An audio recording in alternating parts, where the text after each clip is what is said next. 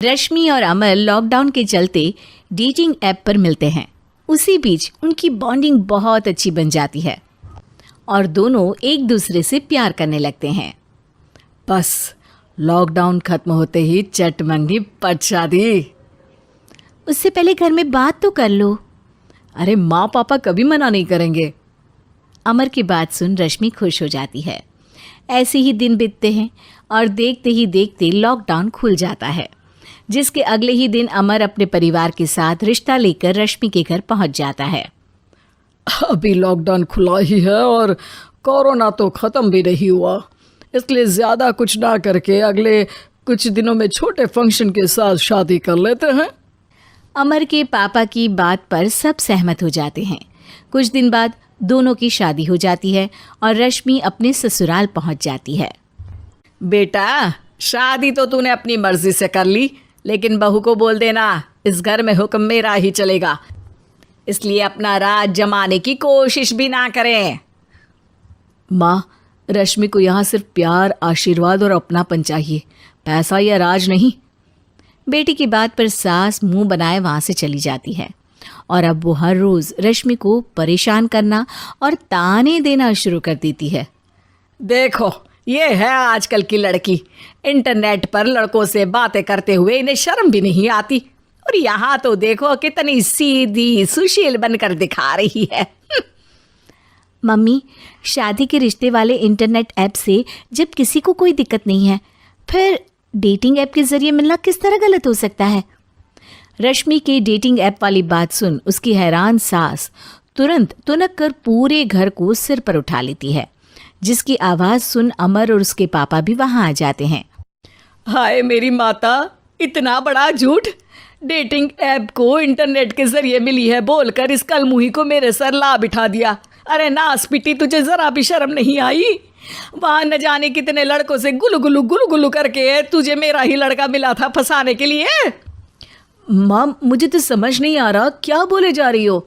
Dating app इस्तेमाल करना कोई अपराध नहीं है, और तुम रश्मि को ऐसा कैसे बोल सकती हो? मैं भी तो था उस ऐप पर। पहले उसके लिए माँ से झूठ बोला और अब लड़ाई कर रहा है। सास और अमर की बात सुनकर रश्मि हैरान खड़ी रहती है।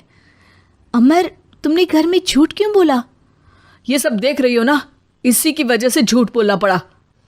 एक तरफ अमर और रश्मि की ये बात चल रही होती है, वहीं दूसरी तरफ सास का नॉन स्टॉप क्लेश सबको परेशान कर देता है। सब एकदम चुप, जो हुआ सो हुआ, अब मुझे कुछ ना सुनाई दे। पति की बात सुन सास चुप होकर वहां से चली जाती है, लेकिन अब वो रश्मि के सिर दुनिया भर के सारे काम डालकर उसका जीना पहले से भी ज़्यादा मुश्किल कर देती है।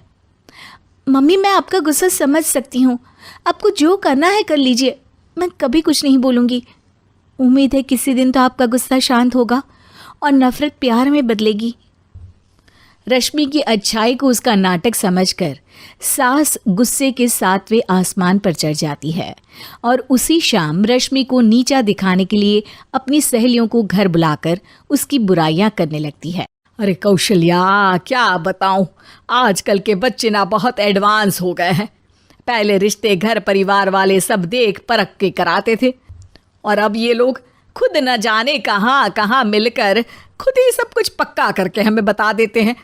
लड़की का कैसा दिन धर्म, कैसा ईमान, कैसा चरित्र कुछ नहीं पता, बस प्यार किया और घर लाकर बिठा देते हैं।